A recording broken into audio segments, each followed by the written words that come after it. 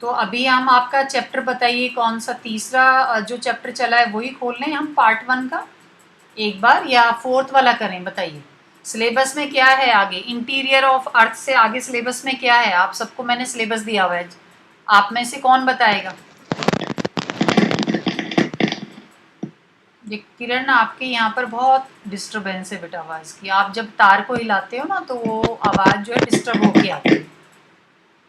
Yes ma'am. हाँ, तो interior of earth वाला जो ऑनलाइन पढ़ाया गया था आपको, वो कुछ समझ में आया या थोड़ा सा उसको ले लें हल्का सा अभी समझने के लिए? ले लो। है ना, क्योंकि मैं ये जानना चाह रही थी कि अभी सैटरडे को गए हुए 4 दिन हो गए हैं, तो सेट अब ये स्क्रीन दिखाई दे रही है मेरी जो अब आ रही है?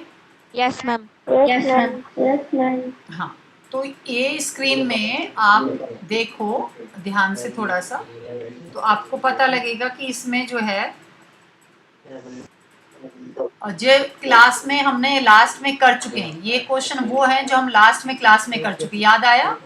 Yes ma'am. Yes ma'am. 10 question थे जिसको हम करवा चुके थे, राइट? यस अब मैम। इसमें आगे हाँ 10 क्वेश्चन से आगे हम लेंगे क्योंकि हमें पेपर तो देना ही है। तो 11वां क्वेश्चन है, वो आप सब अपने स्क्रीन पर देख पा रहे हो, 11वां क्वेश्चन।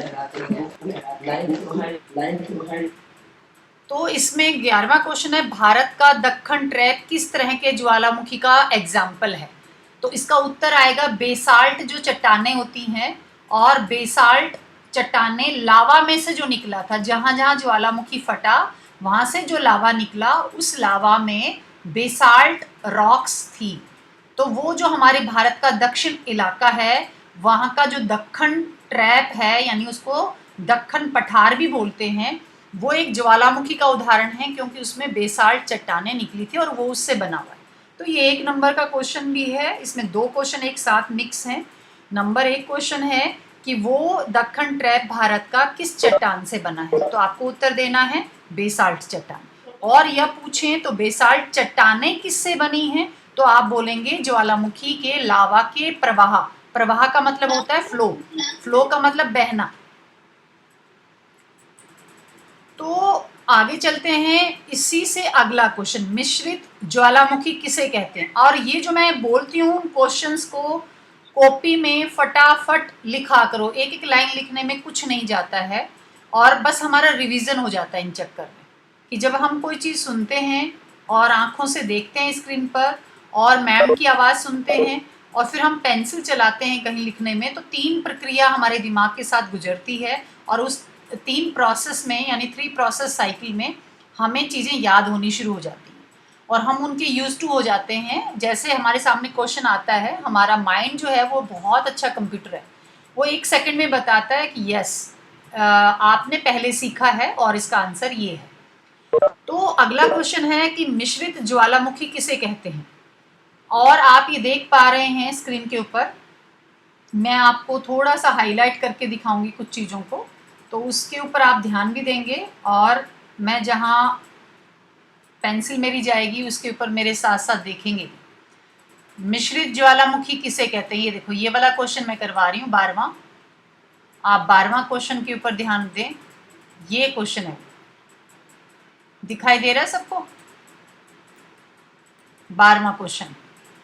तो 12वां क्वेश्चन जो है वो कहता है, अब जैसा कि नाम है मिश्रित यानी मिक्स्ड, किसको कहेंगे? ये ज्वालामुखी वो ज्वालामुखी हैं जिनमें तरल लावा के साथ साथ जलते हुए राख, जलते हुए मटेरियल बाहर निकलते हैं प्रेशर के साथ। जब ज्वालामुखी फटता है तो उसके अंदर से लिक्विड लावा भी आता है और बहुत बहुत गर्म, यानी उसको छूने की तो कोई सोच भी नहीं सकता, लेकिन जब वो फैलकर ठंडा हो जाता है तो चट्टानों का रूप ले लेता है। उसका एक उदाहरण हम ऊपर भी देख कर आए हैं।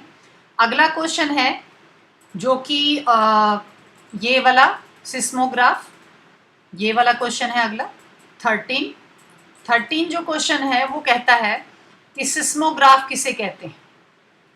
और हमने पिछली वाली क्लास में पढ़ा था कि ये एक ऐसा यंत्र है जिससे कि हम रिएक्टर स्केल के ऊपर भूकंप की कितनी तेजी रही, भूकंप कितना तीव्र था या भूकंप कितना नॉर्मल था या भूकंप कितना कम था, ये चीज़ों हम ये चीज़ें नाप सकते हैं इसके ऊपर।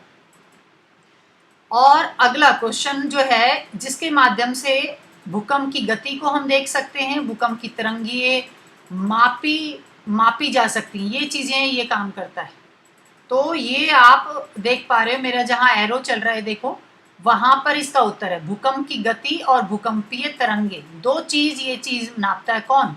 ये सिस्मोग्राफ जो हमने अभी क्वेश्चन पढ़ा, इसका काम है ये चीज़ को नापना। सिस्मोग्राफ एक यंत्र है जिसके माध्यम से हम भूकंप की स्पीड को और भूकंप की पी और एस तरंगे, आपको पढ़ाया ना पी और एस तरंगे? Yes ma'am.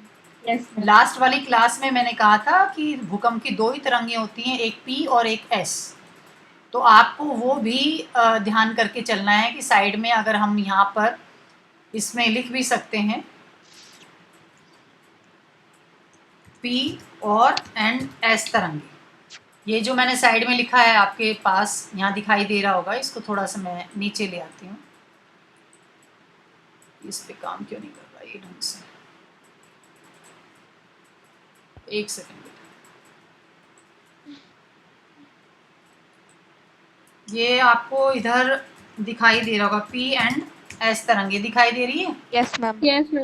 ये दो तरंगे होती हैं जो भूकंप में यही होती हैं। ये कैसी कैसी होती हैं वो बाद में देखेंगे। अगला क्वेश्चन पे चलते हैं कि भूकंप की जानकारी पाने के लिए वैज्ञानिकों द्वारा समुद्रों में चलाई जा रही दो परियोजनाओं के नाम लिखो। ये जरूर आएगा ये क्वेश्चन आपका, ये लगा लो आपकी, इसको मत आप दिमाग से निकालना कि ये नहीं आएगा, ये आएगा। मैं आपको अभी कह दूँ, अभी 3 क्वेश्चन पढ़ाए उनके लिए मैंने नहीं बोला, लेकिन ये 2 क्वेश्चन का आंसर जो है ये आएगा।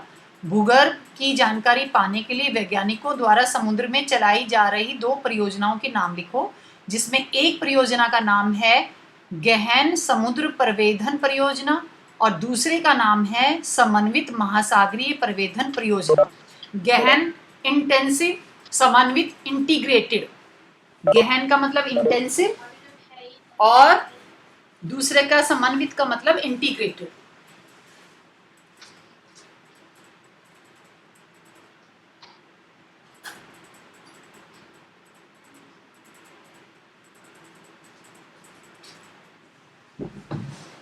आगे है बेटा कि ये लिखना चाहो तो भी आप लिख सकते हो, अदरवाइज ये पीडीएफ तो मैंने आपको भेजा हुआ, आपने कॉपी में तो किया ही हुआ है, लेकिन थोड़ा सा मैं कह रही हूँ रफ कॉपी लेके बैठा करो, चाहे कॉपी में किया हुआ है चाहे हमने किया हुआ है, लेकिन जब क्लास चल रही है हम दोबारा उस चीज़ को पढ़ेंगे, ये हमारा एक रहना चाहिए दिमाग में।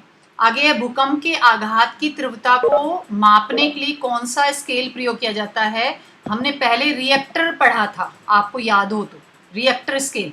तो रिएक्टर स्केल जो नापता है वो ये नापता है कि एपिक सेंटर कहाँ बना था भूकंप का, यानी वो कौन सा केंद्र था जहाँ से भूकंप का बनना शुरू हुआ, और वो भूकंप की स्पीड कितनी है, और भूकंप की पी और एस तरंगे कहाँ गई। और लेकिन इस 2 चीजों को नापने के लिए गहन समुद्र प्रवेधन और समन्वित यानी मर्केली स्केल होता है, जो कि भूकंप का आघात का मतलब है कितनी तेजी से वो नुकसान करने वाला है। मतलब तेजी तो हमने नाप ली रिएक्टर स्केल से भी, लेकिन उस रिएक्टर स्केल से हम ये नहीं नाप सकते हैं कि ये कितनी दूर में जाकर कितनी चोट पहुंचाने वाला है, वो हम मर्केली से नापेंगे। तो 2 स्केल आपके सामने आए हैं, एक रिएक्टर स्केल और एक मर्केली स्केल।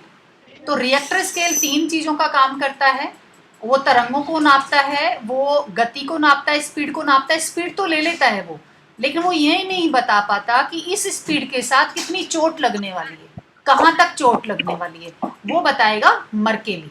ये आपने नोट कर लिया होगा, और नहीं नोट किया है तो नोट करके रखें इसको आप।